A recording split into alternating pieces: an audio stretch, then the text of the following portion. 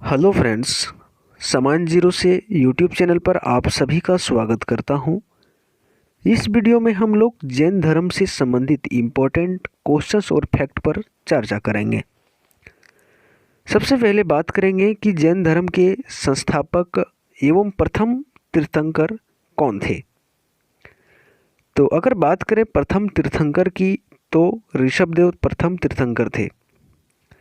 और अगर जैन धर्म के ऐतिहासिक प्रमाणों को देखा जाए तो जैन धर्म में कुल 24 तीर्थंकर हुए। कितने तीर्थंकर हुए? तो 24 तीर्थंकर हुए, जिसमें से पहला तीर्थंकर जो हुए वह ऋषभदेव। जबकि अगर हम अंतिम तीर्थंकर की बात करें तो अंतिम तीर्थंकर महावीर स्वामी जी हुए थे, जो कि 24वें तीर्थंकर थे। इस प्रकार अगर हम बात करें जैन धर्म के 23वें तीर्थंकर की, तो पारसनाथ हुए। और इनके द्वारा दी गई शिक्षा जो थी वह हिंसा ना करना, सदा सत्य बोलना, चोरी ना करना, संपत्ति ना रखना प्रमुख है। तो ये सभी जो शिक्षा दी गई थी वह पारसनाथ द्वारा दी गई थी, जो कि जैन धर्म के 23वें तीर्थंकर थे। इस प्रकार अगर हम आगे बात करें तो महावीर स्वामी जैन धर्म के 24वें और अंतिम तीर्थंकर हुए। इनका जन्म की अगर हम बात करें तो इनका जन्म कब हुआ था? तो 540 ईसा पूर्व में कुंडल ग्राम, जो कि वैशाली में पड़ता है, तो कुंडल ग्राम वैशाली में हुआ था।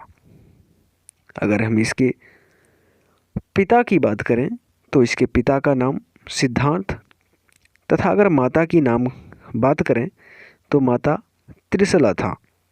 जबकि महावीर की पत्नी का अगर हम नाम करें तो यशोदा एवं पुत्री का नाम अनुजा प्रियदर्शनी था।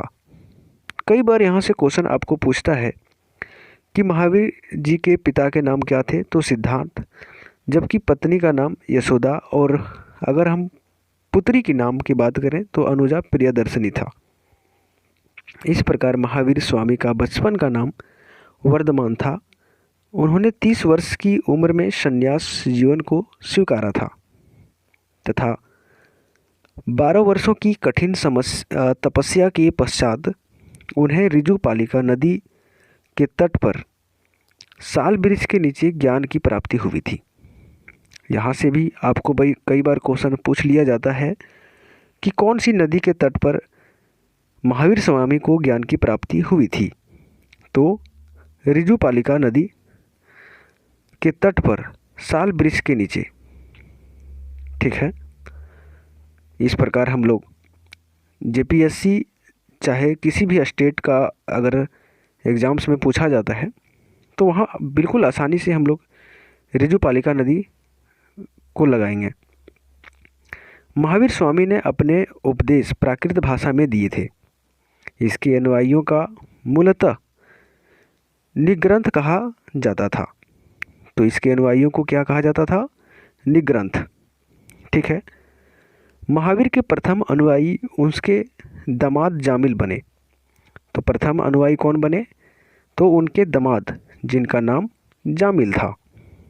ठीक है। इस प्रकार अगर प्रथम तीर्थंकर की बात करें जो ऋषभदेव था, तो प्रथम तीर्थंकर ऋषभदेव का प्रतीक चिन्ह की अगर हम बात करें तो सांड इसका प्रतीक चिन्ह था। ठीक है। इस प्रकार अगर दूसरे जैन की बात करें तो अजितनाथ, जिसका प्रतीक चिन्ह हाथी था। और आगे अगर तृतीय की बात करें तो संभव, जिसका प्रतीक चिन्ह घोड़ा था। अगर 23वें पारसनाथ जी का प्रतीक चिन्ह की हम बात करें तो सर्प यानी कि सांप इसका प्रतीक चिन्ह था। और 24वें महावीर स्वामी, जिसका प्रतीक चिन्ह सिंह है। इस प्रकार अगर हम लोग कुछ जैन संगीतियों के बारे में बात करेंगे, जैसे कि अगर प्रथम जैन संगीति की हम बात करते हैं तो प्रथम जैन संगीति का जो आयोजन किया गया था वह 300 ईसा पूर्व में पाटलिपुत्र में किया गया था, जिसका अध्यक्ष स्थूलभद्र था। कौन था? स्थूलभद्र। और द्वितीय बौद्ध संगीति की जैन संगीति की हम बात करें तो द्वितीय जैन संगीति 6ठी शताब्दी में गुजरात में आयोजित किया गया था। कहाँ पर? तो गुजरात में, जिसकी अध्यक्षता क्षमा श्रावण ने किया था। आगे बात करेंगे हम लोग जैन धर्म के त्रिरत्न के बारे में।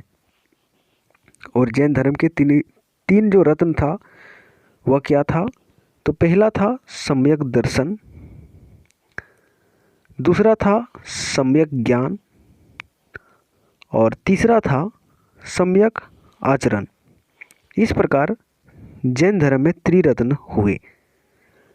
आगे हम लोग बात करेंगे झारखंड में जैन धर्म से संबंधित कुछ महत्वपूर्ण तीर्थ स्थलों के बारे में। तो झारखंड में जो जैन धर्म के तीर्थ स्थल हुए वह कौन कौन से हुए? तो जैसे कि हम लोगों ने चर्चा किया कि जैन साहित्यों के अनुसार जैन धर्म में कुल 24 तीर्थंकर हुए थे, जिनमें से 20 तीर्थंकरों को निर्वाण की प्राप्ति यानी कि मोक्ष की प्राप्ति जो हुई थी वह पारसनाथ की पहाड़ी में हुई थी। कहाँ पर हुई थी? तो पारसनाथ की पहाड़ी में हुई थी। 23वें तीर्थंकर पारसनाथ का भी महाप्रयाण इसी पहाड़ी में हुआ था और जिसके कारण इस पहाड़ी का नाम क्या पड़ा? तो पारसनाथ के नाम पड़ा, धर्मा पड़ा, जो जैन धर्म वालियों का प्रमुख तीर्थ स्थल है। पारसनाथ की पहाड़ी, जिसे सम्मेत शेखर जी के नाम से भी जाना जाता है, यह झारखंड के गिरिडीह जिला अंतर्गत पीरटांड़ प्रखंड में स्थित है। कहाँ पर है? तो झारखंड गिरिडीह जिला अंतर्गत पीरटांड़ प्रखंड में स्थित है। प्राचीन काल में मानभूम जैन सभ्यता और संस्कृति का केंद्र हुआ करता था। इसके अलावा पारसनाथ की पहाड़ी, कंसाई और दामोदर घाटी, पांकवीरा, पवनपुर, हनुमानगांव प्रमुख जैन तीर्थ स्थलों में से एक था। जैन धर्म में पारसनाथ पहाड़ी को शाश्वत तीर्थ कहा गया है। बहुत इंपॉर्टेंट क्वेश्चन है कि जैन धर्म में पारसनाथ पहाड़ी को शाश्वत तीर्थ कहा गया है क्योंकि 20 तीर्थंकरों जिनका निर्वाण नहीं होगा, निर्वाण होगा, पारसनाथ पर्वत पर हुआ था, जिसमें सर्वाधिक प्रसिद्ध पारसनाथ है क्योंकि इसकी ऐतिहासिक प्रमाणिकता है। सावन सप्तमी के दिन भगवान पारसनाथ की मोक्ष की प्राप्ति होने के कारण इस दिन प्रतिवर्ष यहाँ मेले का आयोजन किया जाता है। इतिहासकार बी बॉल ने अपनी पुस्तक जंगल लाइफ इन इंडिया में सरक शब्द का प्रयोग किया है, जिसका तात्पर्य गृहस्थ जैनियों के लिए प्रयोग किए जाने वाला शब्द है। अर्थात कहने का मतलब है कि गृहस्थ जीवन व्यतीत करने वाले जैन लोगों के लिए सरक शब्द का प्रयोग इतिहासकार बी बॉल ने अपनी पुस्तक जंगल लाइफ इन इंडिया में किया है। तो दोस्तों, आप लोग हमें कमेंट करके बताएंगे कि आप लोगों को यह जानकारी कैसी लगी। साथ ही अगर आप वीडियो को लाइक नहीं किए हैं तो प्लीज़ लाइक ज़रूर करें। मिलते हैं नेक्स्ट वीडियो में, तब तक के लिए जय हिंद।